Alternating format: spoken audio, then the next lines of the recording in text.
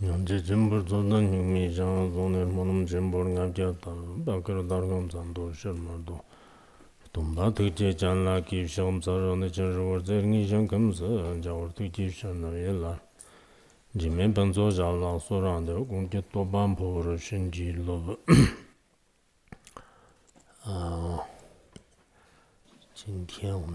We will study the Surangama Sutra today. There's no class tomorrow. Monday through Wednesday. Next week we will have the wish-fulfilling treasury. And then the next 3 days we will study the Surangama Sutra. All the way from Monday, I would like to give a short teaching on the 37 stanzas of Bodhisattva with the commentary of Choki Drakpa. Though I don't have the oral transmission, but I think it would be good to go through it quickly, and then I think it would be easier for you to study it together afterwards.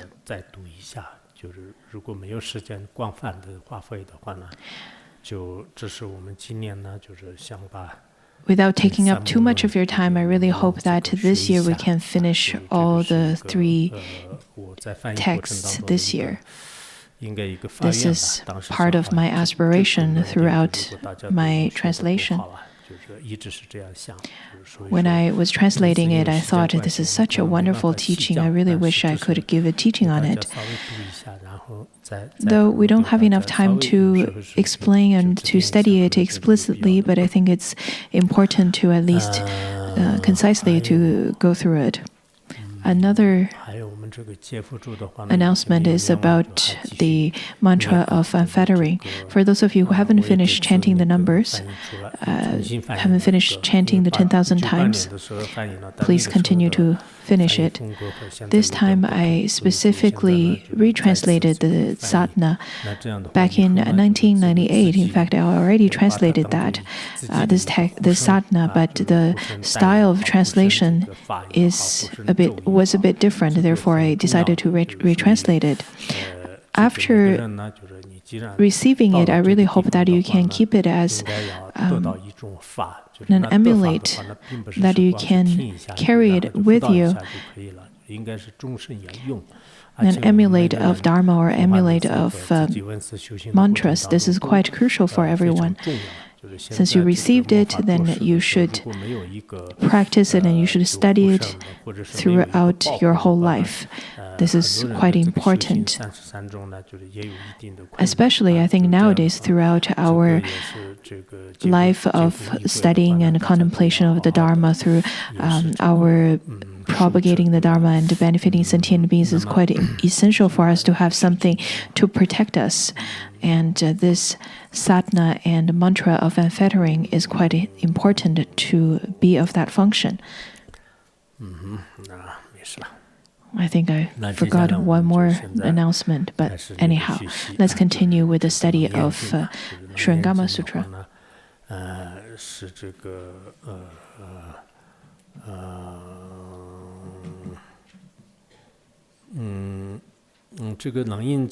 The Surangama Sutra, to me, it's not as familiar. I've studied and read some commentaries, however, not so thoroughly. Therefore, I could make mistakes, and if I did, and if I do, you should point it out. Because for any of the Dharma teachings without the oral transmission, without the transmission that's passed down, then there could definitely be some problems or some mistakes. Anyhow, I do have the comparison of the Tibetan version and the Chinese version. The Tibetan translation is really good. Chankhya Ropi Dorje translated this. 大家这个学的过程当中的话呢，就是一定要认真的。My hope to you is that you can study and contemplate thoroughly throughout this class. The oral presentation after class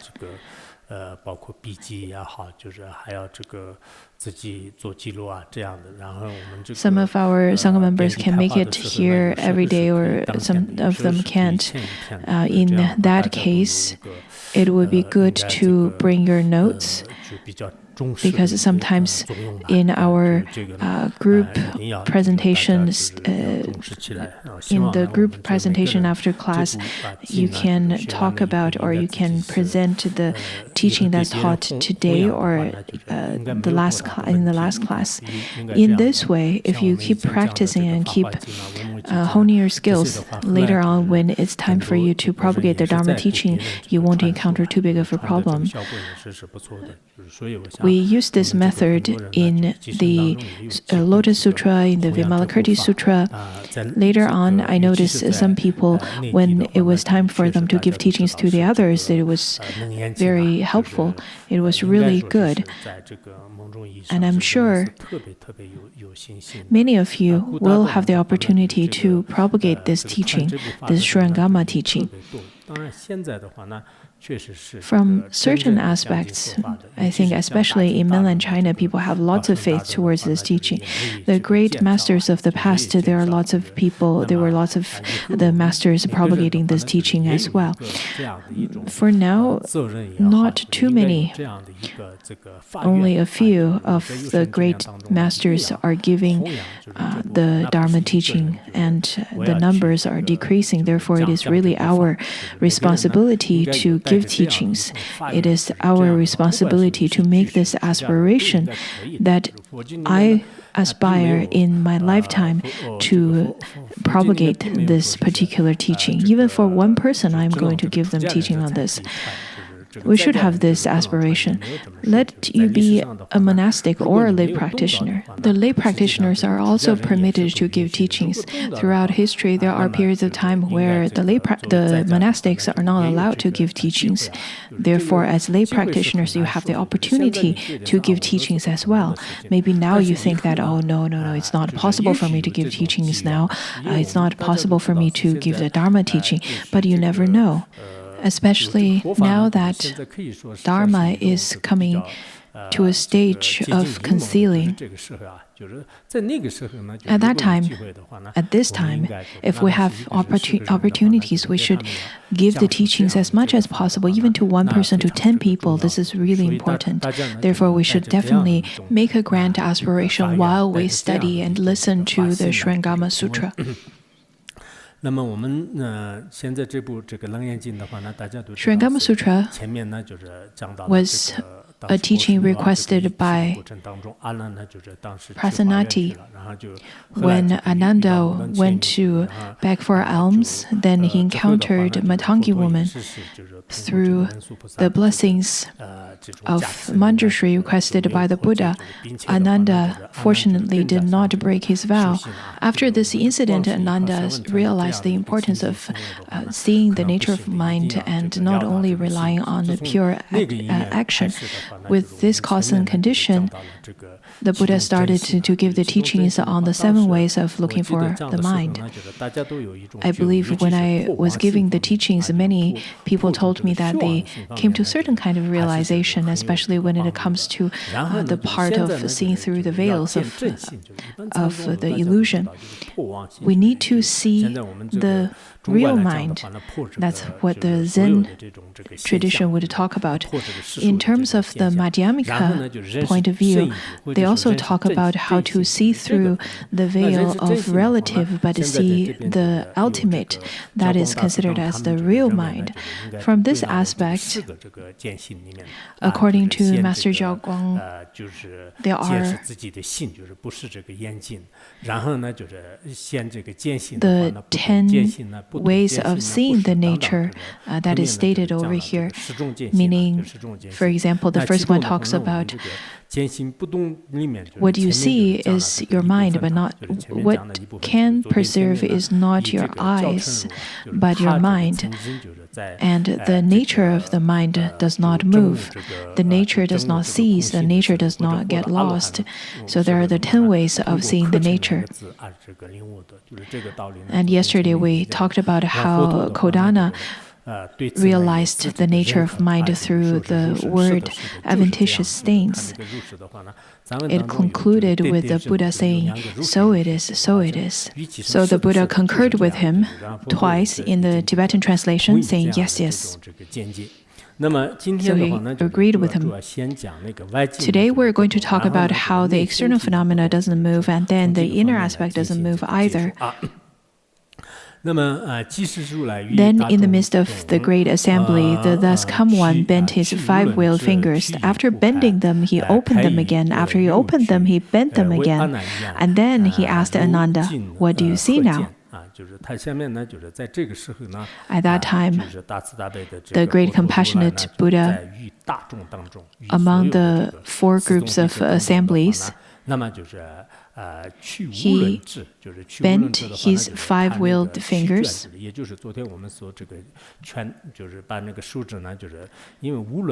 Over here, the 5-wheeled fingers.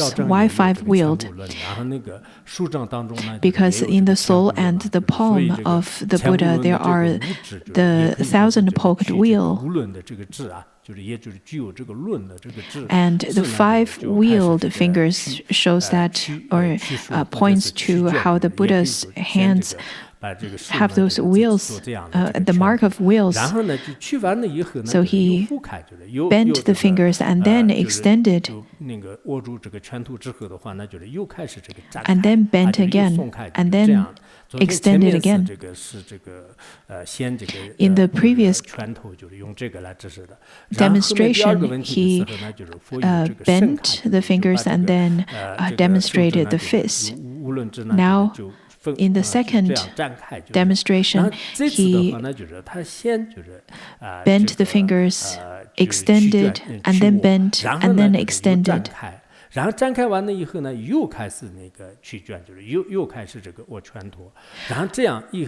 So he bent the fingers, opened them, and then bent again in the second demonstration, and then started asking Ananda, saying that, "What do you see now?" You can think to yourself, how would you answer that? Someone bent the fingers, making a fist, and then opened it, and then bent it again into a fist. After this demonstration, if we were Ananda, and if we were being questioned by the Buddha, how would you answer that question? We probably would say that, well, I see you bent your fingers into a fist and then open it and then close them again. We probably would answer it in this way as well. This demonstration is really important. It's a very important way of giving teachings, because as the sharp faculty practitioner or middling faculty practitioner, by this kind of demonstration, they will be able to see the nature of their minds. But as mundane beings, sometimes it's very difficult for us to have the same type of realization or get the teaching right away like that.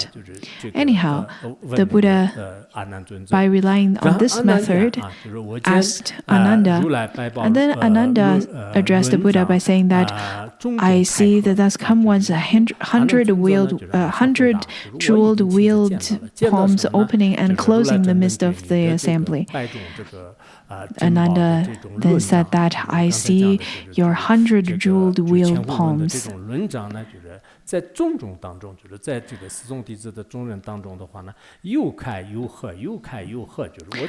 Opening and closing within the assembly, which is quite an accurate description, because that's what the Buddha did. As Ananda or if we were to answer that question, we would probably say the same.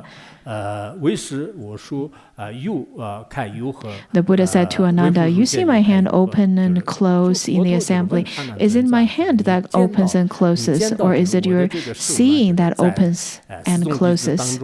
The Buddha here asked this question, so what is this? Is it my hand that's bending and opening and closing? Or is it your seeing that is opening and closing? So if you see my hand opening and closing, now I'm asking you this question, is it my hand that is opening and closing, or is it that you're seeing that is opening and closing? Then Ananda continued to answer by saying that the world-honored one's jeweled hand opened and closed in the assembly. So he said what he saw, which was the Buddha's hand open and closed. He continued to say that I saw the dust come one's hand itself open and closed.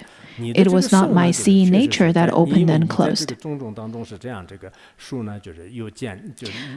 So he said that the Buddha presented this situation by demonstrating his hand opening and closing. And that situation was perceived. However, the seeing nature did not open nor close.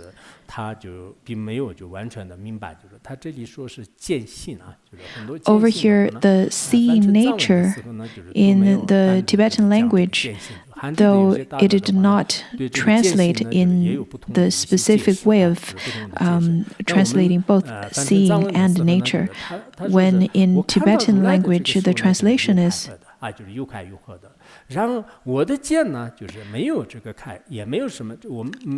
saw thus come one's hand itself open and closed. It was not my seeing that opened and closed. That's the translation in Tibetan language.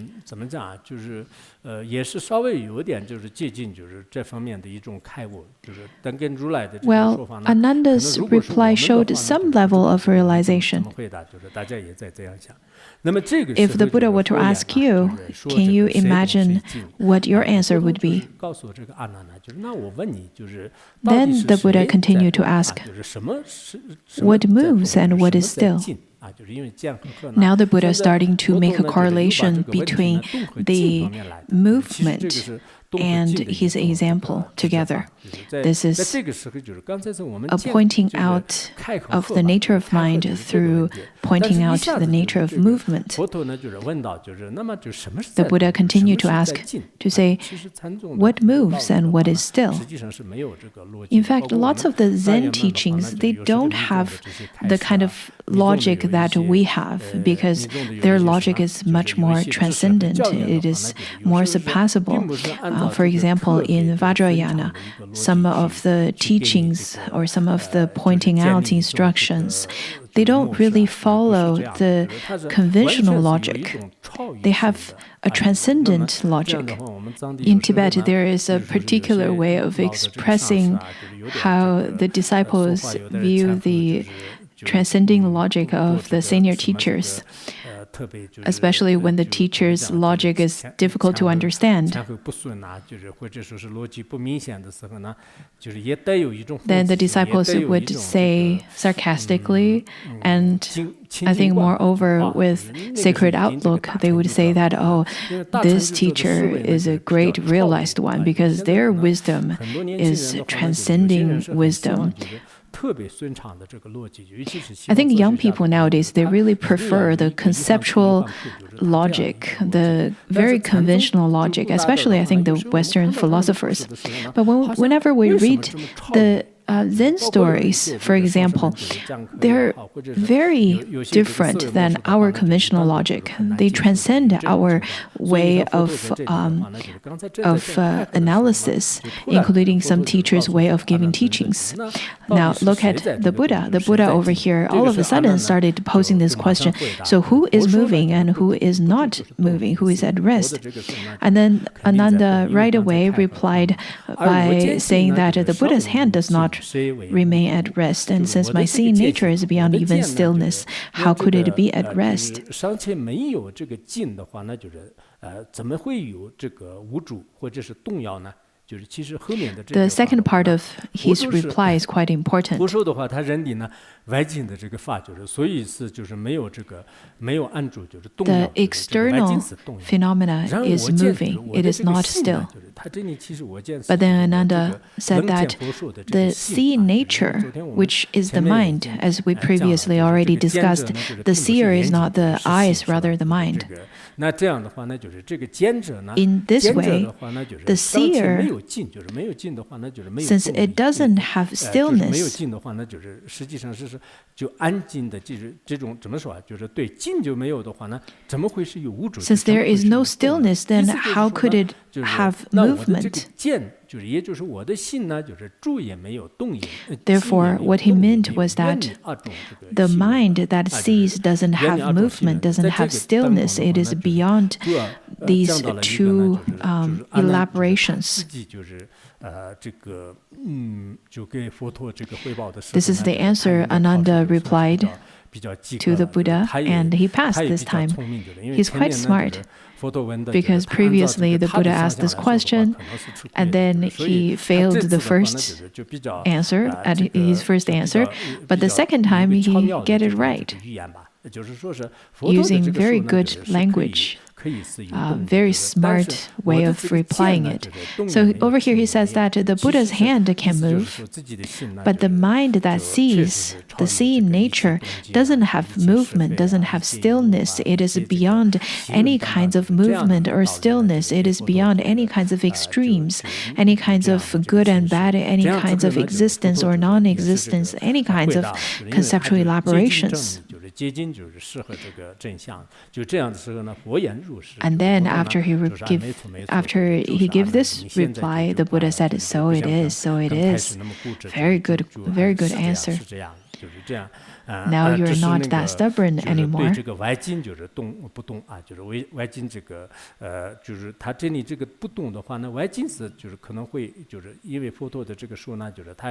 The external phenomena, which is the Buddha's hand, is moving, but the mind that sees the movement of the Buddha's hand is beyond moving and not moving.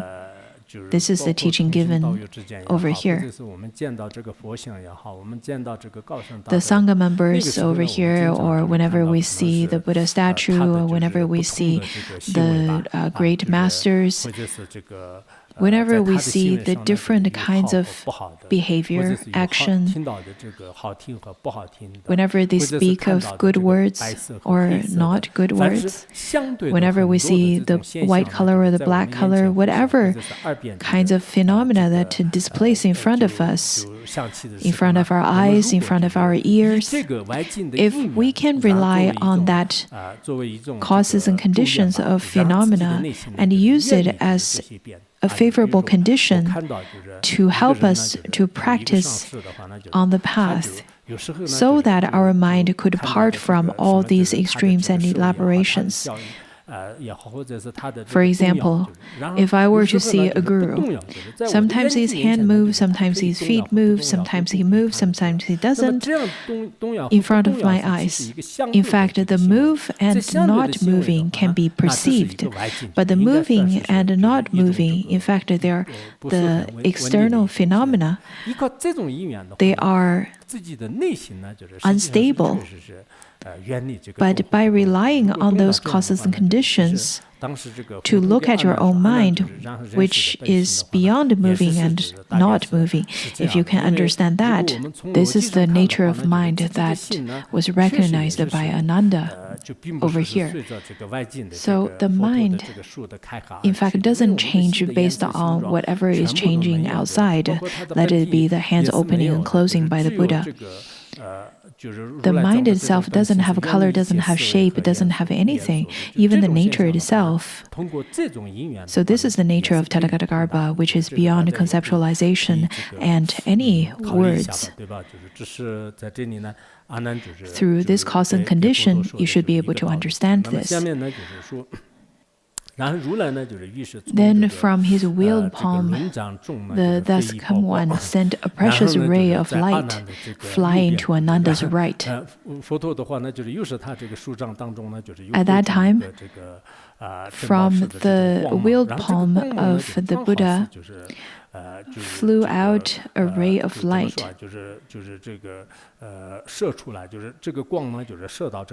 The light radiated to the right of Ananda. Ananda immediately turned his head and glanced to the right, because there is a ray of light that swiftly passed by the right side of Ananda, and then Ananda turned and looked right. Then the Buddha sent another ray of light to Ananda's left. Ananda again turned his head and glanced to the left.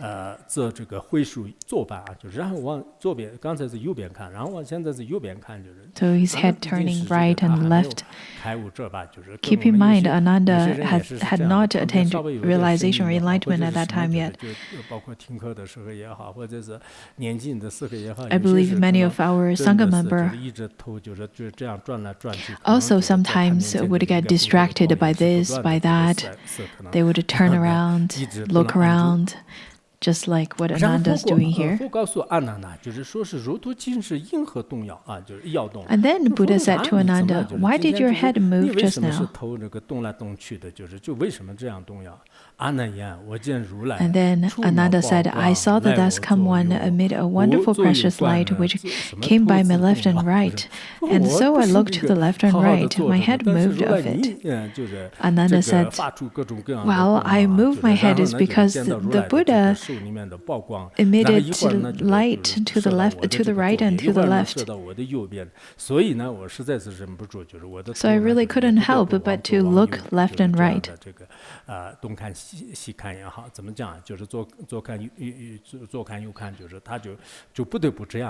So I had to do that, Ananda explained. Ananda's being very honest over here.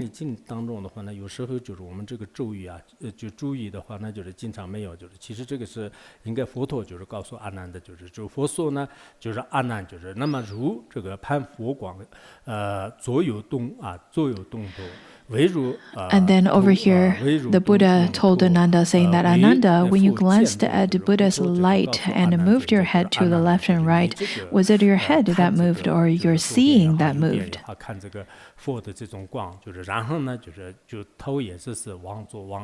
Since you moved your head to the left and to the right, to look at the light that shone to the left and right, then the question is, what was moving? Was it your head or was it your seeing?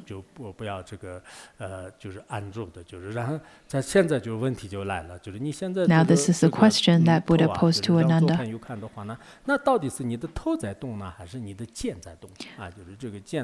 What was moving, your head or your seeing? Do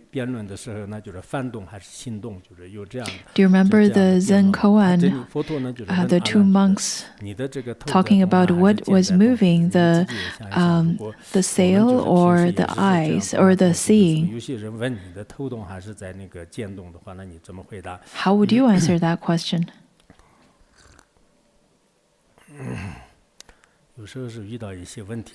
Whenever we encounter some questions, we have to be able to come up with different answers to.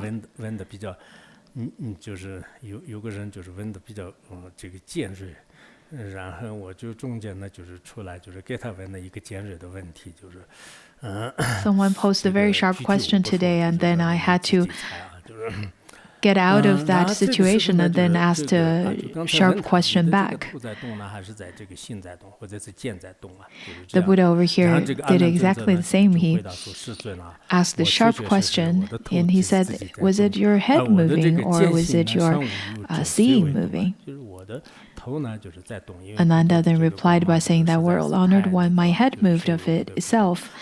Since my seeing nature is beyond even cessation, how could it move? My seeing nature is beyond stillness, beyond cessation. How could it be moving? The way Ananda answered the question is actually quite good. So he said that, yes, my body moved, but my mind is beyond moving and not moving. Because moving and not moving, they are dependent on each other as reference points. So if you don't have stillness, how could it have moving? How could you have move? If you don't have move, how could you have stillness? Just as Son and Father exists only with one of them as a reference point. Without a reference point, then how could you say one exists or one doesn't?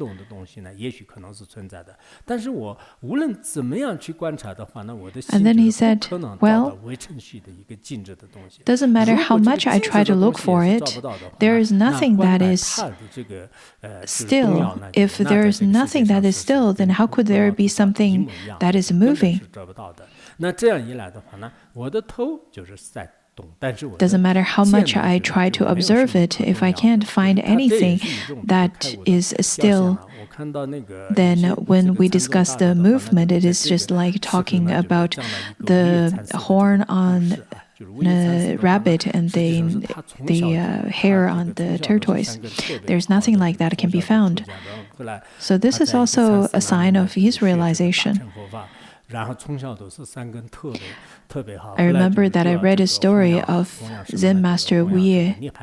When he was young, he exhibited great signs of virtuous roots. And later, he propagated mainly of the Parinirvana Sutra, and especially, I think, lots of the Chan masters, they give teachings on the Parinirvana Sutra, the Lotus Sutra, the Vimalakirti Sutra, the Diamond Sutra, the Medicine Buddha Sutra, as well as the Surangama Sutra. Whenever you read through their life stories, or hear the different kinds of stories of different masters, you realize there were so many great masters. They tried their very best to propagate the correct Dharma, especially through the ways of giving teachings. Nowadays, when we look at our current situation, people invest lots of effort into building stupas, building monasteries, and building various kinds of architectures. But what's more important than building those centers is to build the banner of Dharma, of the correct Dharma. Even if you stay at a very small place, a very small temple, or a very small place, and if you can gather about a dozen of people to attentively study the Dharma and engage in contemplation and practice, then that is so much better than any other architecture. Many of our current Sangha members, I think because they have lots of this habitual pattern, their virtuous roots, they really engaged a long period of time in studying contemplation and practice. And whenever they have the opportunity, then they can go out and propagate the Dharma and give teachings to the sentient beings to benefit them in such a way. So in terms of benefiting beings and propagating Dharma, I think giving teachings is really the most important. When you have the opportunity to give teachings, then it would be crucial for you not to be contaminated by the 8 worldly concerns. Do not care about your fame, do not be entangled by wealth, do not get entangled by any of those 8 worldly concerns. Even if you can't say that you completely renounced from the 8 worldly dharmas, at least your aspiration should be only benefiting the others and not for anything else. If you have this kind of aspiration, then you can benefit sentient beings, even if it's a very small center, even if it's a very small house, you can still benefit sentient beings with the Amrita-like Dharma. From what I heard, there are people who have lots of good connections, and then they have lots of provisions, and they got lots of offering from the others. So with those kinds of offerings they receive, instead of putting those money into propagation of Dharma, they would use those money in the development of software or invested in the real estate market, but not propagating the correct teaching. So the rest of those, building temples and so on and so forth, those are really the charitable things that you can do. Those are fine, but they're not as good as propagating the correct Dharma. I don't think that is the best activity to do. Okay, now let's get back to the story I was going to tell you. I was going to tell you the story of Master Wu Ye, Zen master. He was a great master throughout history, and he was giving teachings on Surangama Sutra. He was well known for that.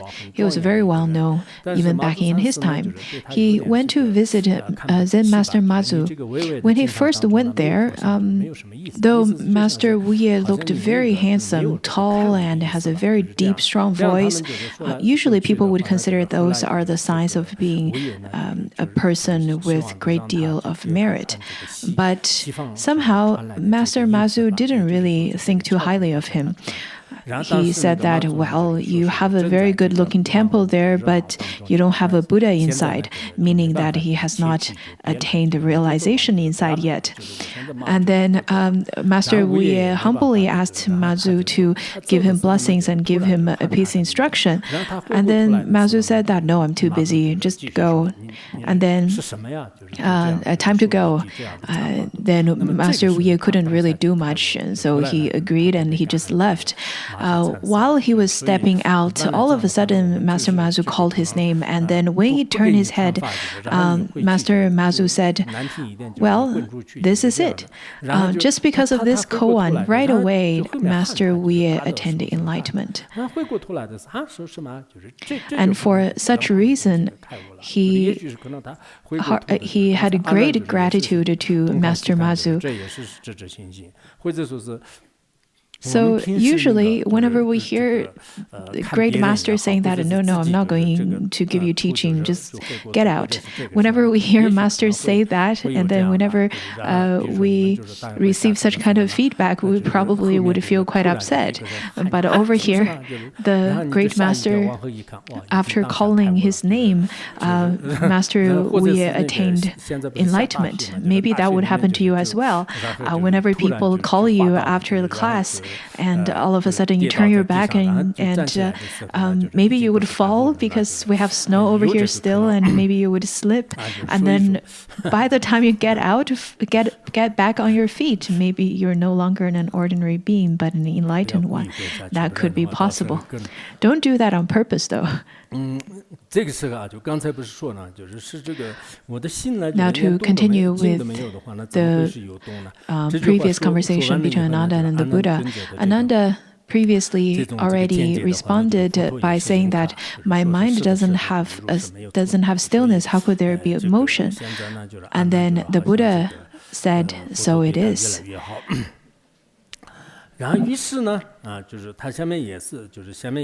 Then this passage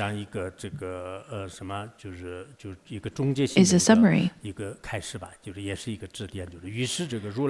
Then the Thus Come One told everyone in the great assembly of the four groups of disciples. And then he said that, suppose other living beings are called what moves as the dust, and what does not dwell, the guest. Because previously we already talked about dust and guest, so stains and adventitious. Just in case those people or those disciples in the assembly have not understand what the Buddha taught. So the Buddha then again expounded on guest and dust. Previously, the teaching was mainly on movement and stillness.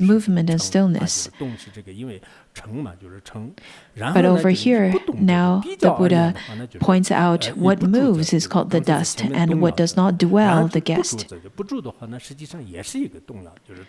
In fact, what does not dwell is called the guest, which is also the dust, except the guest is a little bit more still than that of dust, because dust could move much faster. That's my take on it. 客啊，就是客和称呢，就是佛陀是这样讲的，因为前面那个教程术是 Previously, 他的这个方式来就是 Kodana explained already what or how he understood on the dust and the guest, and then the Buddha continued to expound from his angle. He then said, you notice that it was Ananda's head that moved. The seeing did not move. So look at Ananda. Ananda's head moved. The seeing did not move. 就是他的这个头呢，就是一直在动摇，但是这个剑呢，就是他这里说是没有动摇，或者说是远离这个信任的。你们有观观我啊，就我的这个自己的手啊，就是手指呢，就是 elaboration. You can say that. 就是无数卷。 You also notice that it was my hand which opened and closed. The seeing did not stretch or bend. 战士就是你们看看，就是刚才在大众当中 Now it is a display by 实际上他的头呢 Buddha and Ananda. 就是没有动。然后我的手呢，就是刚才 saying that look at Ananda first, look at his head. That moved, but the seeing did not move. My hand opened and closed, but the seeing did not stretch or bend. And then the Buddha continued to say, why do you continue to take something moving, like your body and its environment, to be in substantial existence? Why do you perceive this body that is moving as your body and take the environment to be in substantial existence as truly existent?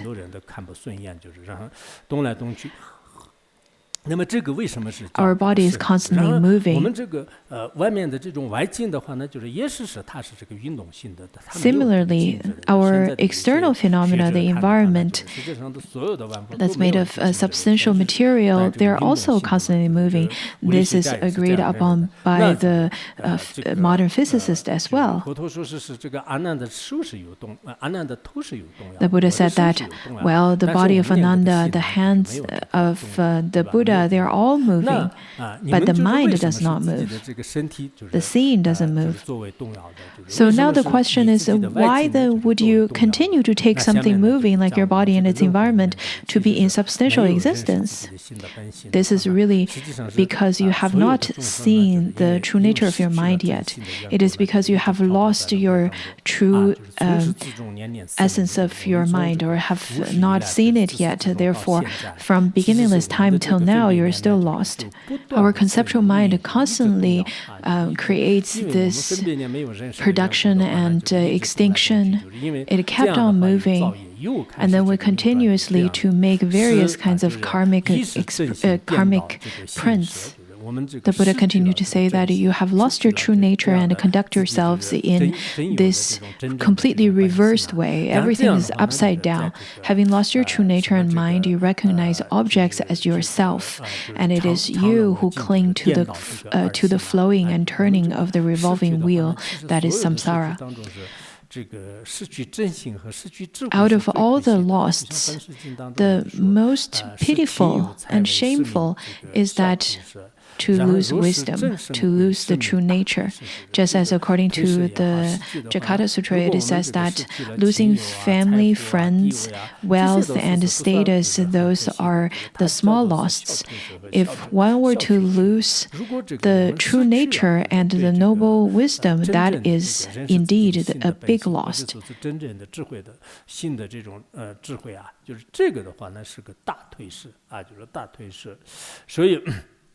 Having lost your true nature and mind, you recognize objects as yourself. I think many sentient, the majority of the sentient beings, they have lost their true nature. They have not recognized the true nature of their minds, and then recognize objects as themselves. To generate a sense of subject and object to cling upon. In this way, the sentient beings continuously take rebirth in the 6 realms without any hope to attain liberation.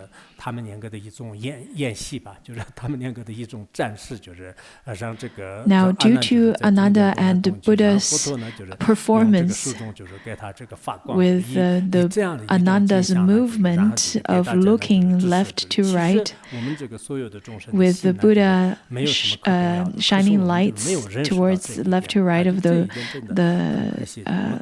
of Ananda, with this kind of presentation, then the sentient beings receive this lesson of what is mind, what is moving, what is guessed, what is not moving.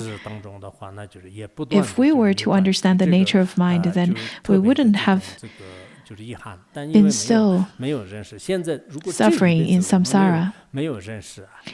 It is sadly because we haven't done that. It is because we have not eradicated the root of samsara.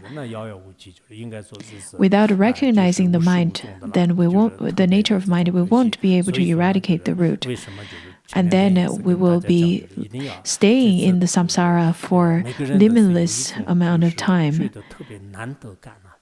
So, how sad would that be? That is why in the last few days, I kept on trying to hint you about this is quite difficult to give teachings like this right now, though that I did not say that this is a time of war or a time of famine, but from different aspects, our life have completely changed, completely turned upside down. Everything had changed. You probably feel that, oh, I live in Larungar and I don't know what's happening outside. Everything's exactly the same. But that's not true, because everything changes very quickly, instantaneously sometimes. So at this period of time in history, if we have not attained a treasure like this, if we have not received a peace instruction like this, a way to recognize the nature of our mind like this, then we will be still continuously take rebirth again and again in samsara, and without knowing when we will attain liberation. Therefore, even if we have one class or half a class, do not waste your time. You have to cherish it. Whenever we have anything, sometimes we take it for granted. Whenever we lose it, then we tend to feel regret. So before we lose it, let's cherish whatever we have right now. Now, out of the 10 ways of seeing the nature of mind, the second one is complete. Let's look at the third one now, which is seeing does not become extinct. When Ananda and the Great Assembly heard the Buddha's instructions, they became peaceful and composed, both in body and mind. So Ananda at that time with the Great Assembly, after hearing the teaching given by the Buddha on the nature of seeing does not move, after hearing this teaching, the Great Assembly and Ananda abide in this peaceful and calm state. In the modern language, I think you can say that they feel very secure. The Tibetan translation says that they're very comfortable and composed both in physical body and their mind. Just like how some of our fellow practitioners, after hearing some supreme Vajrayana teaching, though not attained full realization, but they feel lots of gratefulness and they feel lots of joy after receiving the Dharma teaching. Ananda and the Great Assembly felt similarly at that time. time, probably, because after the Buddha's teaching of the 7 places of the illusory mind, and then the pointing out of the nature of mind, at that time they started to get a sense that the mind is not moving, and then at that time their body and mind started to get very composed and peaceful. They recognize that it is only because they've lost the nature of mind till today. They recollected that since time without beginning, they had strayed from their fundamental true mind by mistaking the shadows of their causally conditioned differentiating minds as something real and substantial. So, over here, it points out that the phenomenal world or the objects are not real. The differentiating mind, they would grasp onto the phenomenal world. That is like a dream and like an illusion. And constantly, this differentiating mind would grasp onto it by differentiating it as this is white, this is red, this is beautiful, that is ugly, all kinds of dualistic thoughts. So in this way, we lose our true mind. And in this way, we continuously to dwell in samsara. But over here it says that now on this day, they had awakened to such illusions and misconceptions, like a lost infant who rejoins its beloved mother after a long separation. They put their palms together to make obeisance to the Buddha. Whenever we encounter the Guru, and especially the supreme teachings from the Guru, it is just like a lost infant who rejoins the beloved mother after a long time.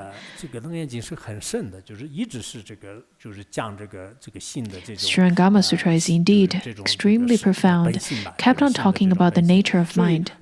So today over here, Ananda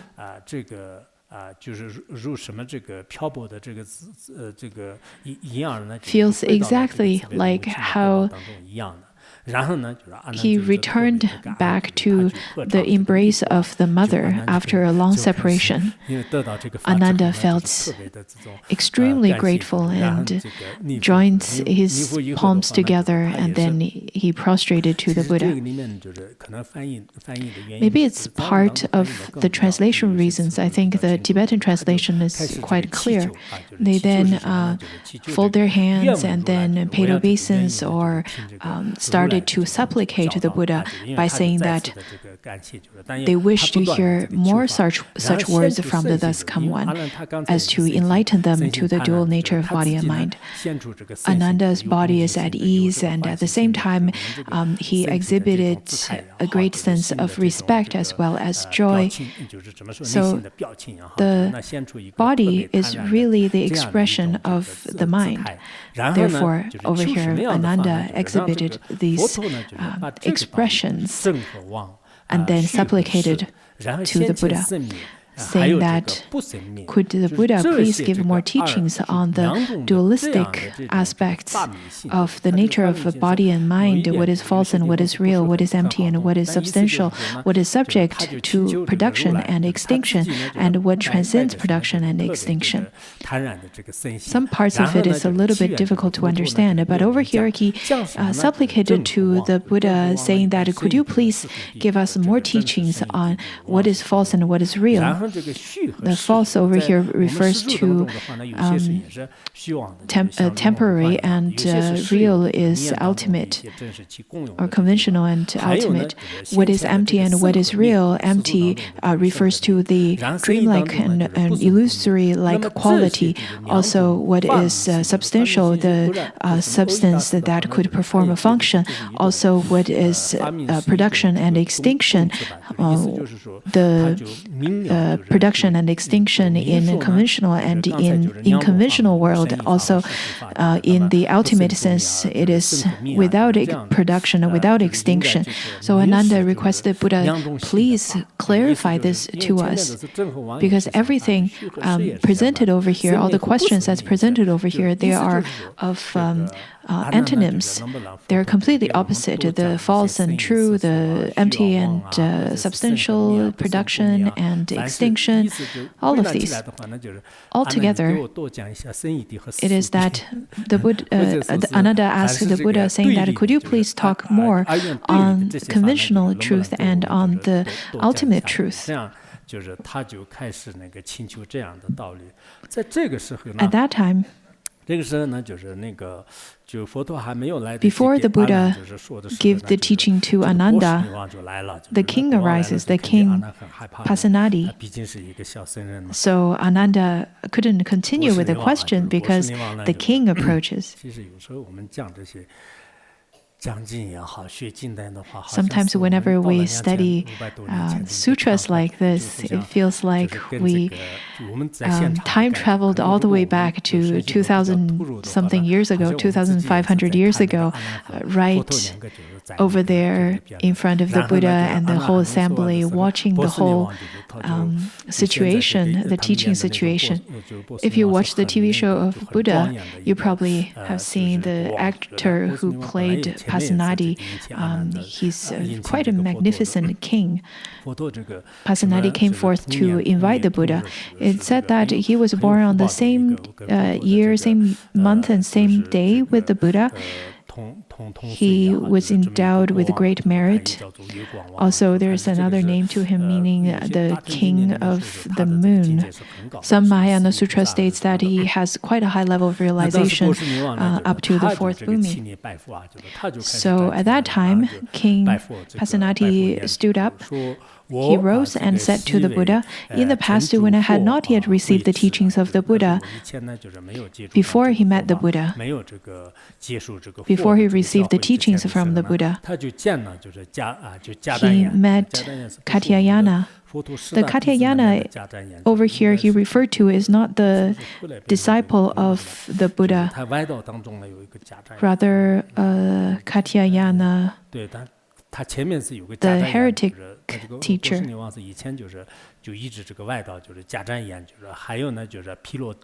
And Veritiputra.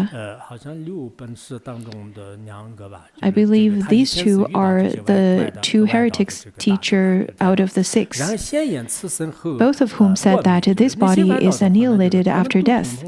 So they all said that after the body and the mind parted, in the annihilistic way, then this annihilatedness is called, this annihilated state after death is called nirvana. According to Hinduism, in fact, there are lots of these kinds of teachings talking about how the body enters into the four elements, and then the four elements into, and then the mind enters into the space, and that is called nirvana. They still consider it in such a way. They still believe that's the case for nirvana. Now, although I have met the Buddha, I still have doubts about their words, how much I wish to be enlightened to the ways and means to perceive and realize the true mind. Ananda previously asked a question about relative truth and ultimate truth, but over here, Pasenadi asked the question which is kind of similar to that of Ananda's. He asked about the question of extinction, asking, could you please explain could you explain so that I can understand how to be enlightened to the ways and means to perceive and realize the true mind, thereby proving that it transcends production and extinction?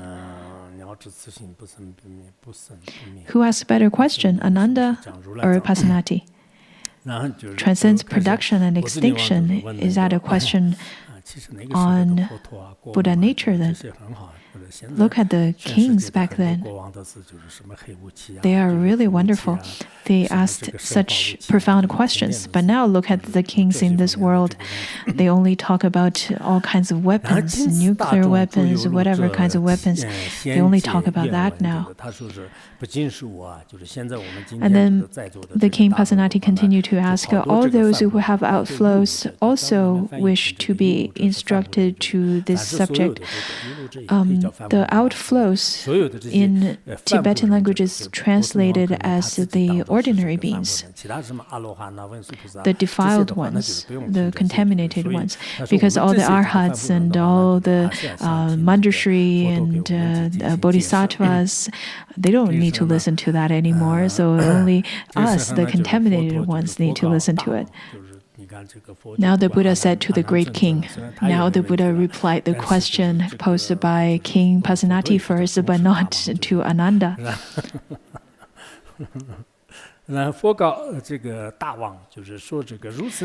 He said, now I ask you, as it is now, is your physical body, is your body like a Vajra, indestructible and living forever, or does it change and go bad?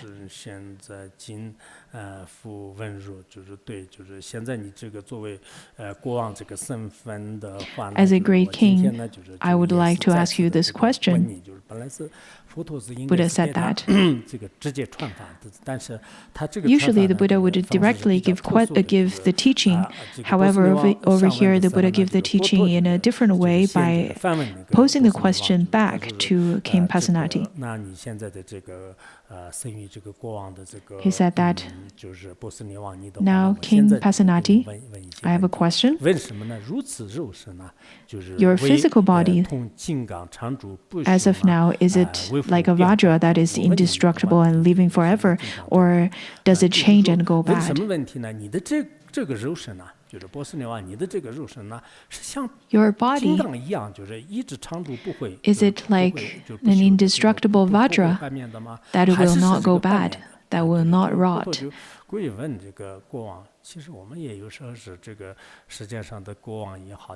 In fact, whenever we meet the kings or whatever authorities, when people come and ask you, do you have an ID? Then first of all, you need to ask them, well, let me ask you a question first. Is your physical body like a Vajra that is indestructible and living forever? I'm sure they will get really mad at you. 然后这个时候呢，就是国王就是说是世尊啊，我今此生众从遍灭，就是这个国王就是说啥世尊啊。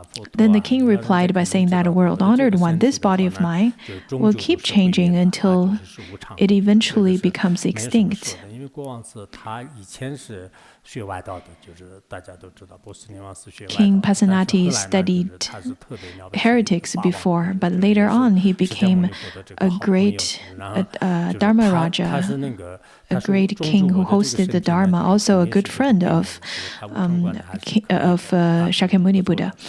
So he said that, well, I'm sure my body will become extinct. So he's very good at the understanding of impermanence. Then the Buddha said that, great king, you have not yet become extinct. How do you know you will become extinct? The Buddha now purposely questioned him in such a way.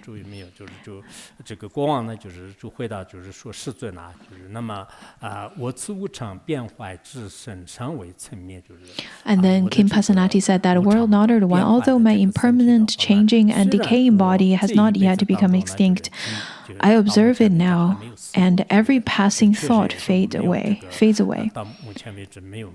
Though that I have not died, my body is not extinct.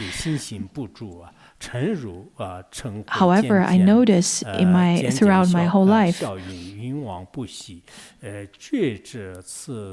every passing thought fades away. Each new one fails to remain, but gradually perishes like fire turning to ashes. This perishing without cease convinces me that this body will eventually become completely extinct. So all kinds of production and extinction that happened to his thoughts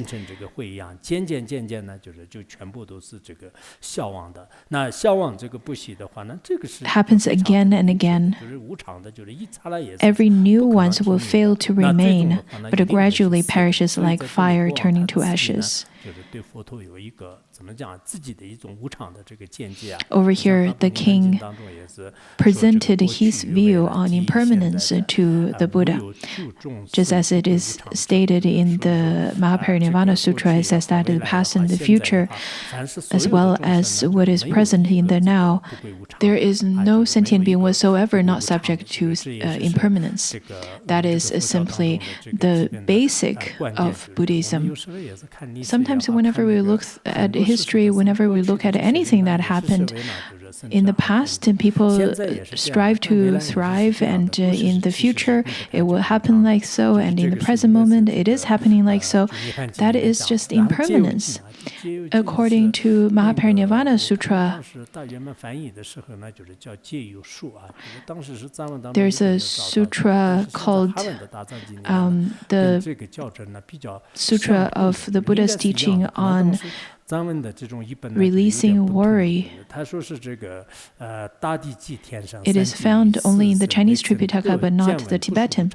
However, this particular teaching is similar to that of Mahaparinirvana Sutra. It says that among all the sentient beings on the ground or in the sky, in the three realms, or born in the four ways, there is no one that is not subject to impermanence that have ever been seen or heard of.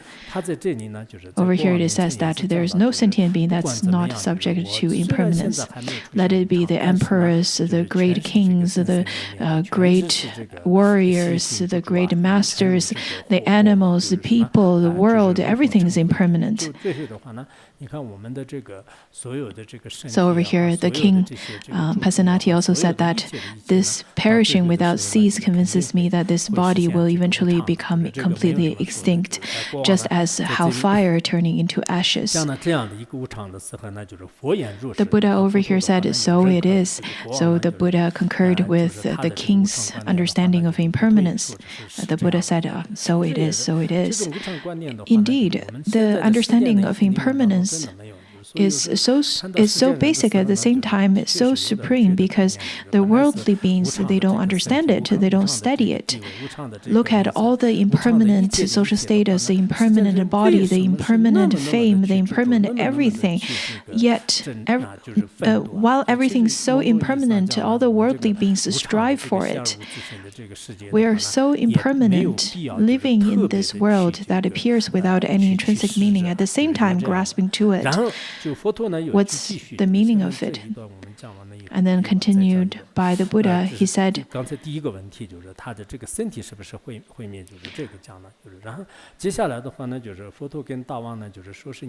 Great king, at your present age, you are already old and declining. The Buddha and the king are of the same age, if you remember.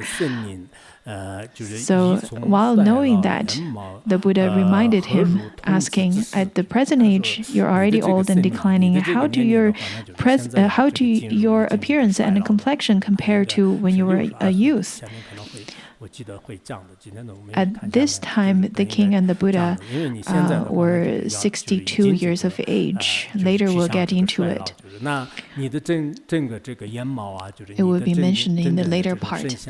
So over here, the Buddha said that, well, have you noticed the difference between now to your youth in terms of your complexion, in terms of your appearance in general?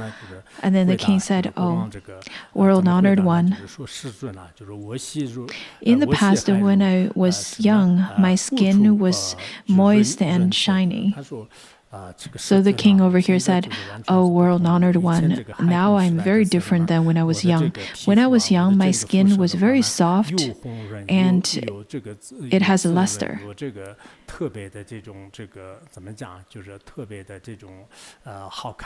I was very good looking. After I reached the prime of life, my blood and breath were full. At that time, I was very strong. the prime of life, filled with blood and essence, very alert. In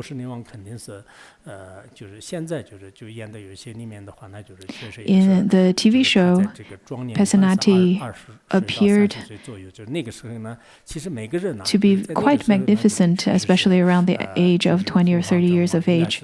I think to everyone at that age, usually they have lots of strength, they look very good.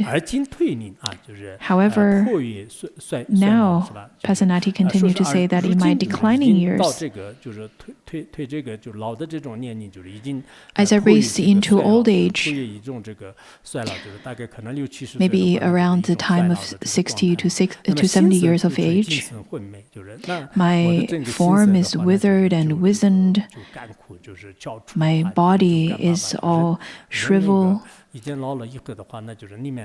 lost luster, because at that age, slowly and slowly, the essence and blood start to shrivel. At that time, for someone who had never practiced upon impermanence, when they look into the mirror and see themselves in such a way, they would suffer gravely by looking at themselves. When they look into the mirror, compared to the pictures they had when they were young, they can only tear up, and when they get really old, they can't even have any tears, and they can only feel sorrow in their heart. Nowadays, many people really have lots of nostalgia towards their youth. They feel that that was the period of time when they looked beautiful. Of course, now there's the technology of Photoshop, so they can always use the Photoshop. I am also currently at this age of Pesanati, and around me, the Sangha members sitting here, you're all around that age. There's a reason, isn't it? A cause and condition. Where we all have gray hair, and then we have lots of wrinkles, and in the future, we will definitely take rebirth in Pure Land. Anyhow, Pesanati said when he was the king, when the king Pesanati said that when he was young and during the period of time of the prime and then the adulthood and then old age, he presented his description of his feeling of impermanence in a very short period of time.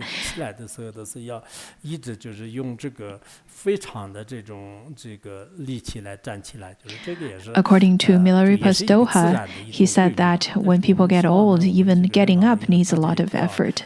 This is really natural law. There's nothing to feel so. There's nothing to be so saddened. So I hope that when we get old, we won't get saddened, and our heart and mind will be at ease. Maybe by the aging,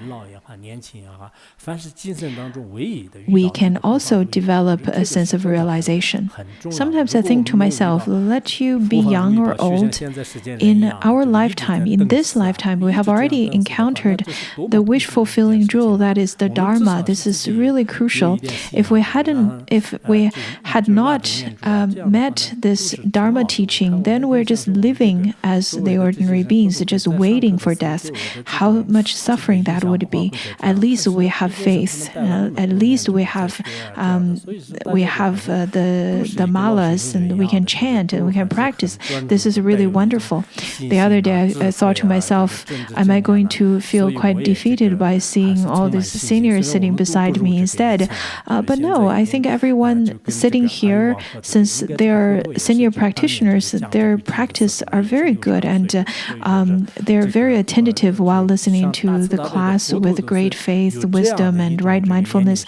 Therefore, I too am filled with great faith. Yes, we're no longer young. However, contemplate upon the Buddha when he was giving the teaching. He was 62 years of age. The great compassionate Buddha also had to go through that period of time of aging. And Pesanati, the great king, also had to go through that stage. Therefore, each of us who are just mundane beings, We also go through aging. That is just the law of impermanence. But now at least we have this opportunity to receive the teachings like this, these precious teachings brought to us by the great lineage teachers. This kind of causes and conditions are indeed really precious. I really hope that we cherish it. For lifetimes, let us aspire not to lose these kinds of causes and conditions, just as how a blind person would hold on to the tail of the elephant and following these great spiritual teachers tread on the path of liberation. This is really important. Let us stop here today. Sonam doi tanche zuba nya tona nibe jana panshe cha jirga nanji rarhon chubai chubum sonen drowa dro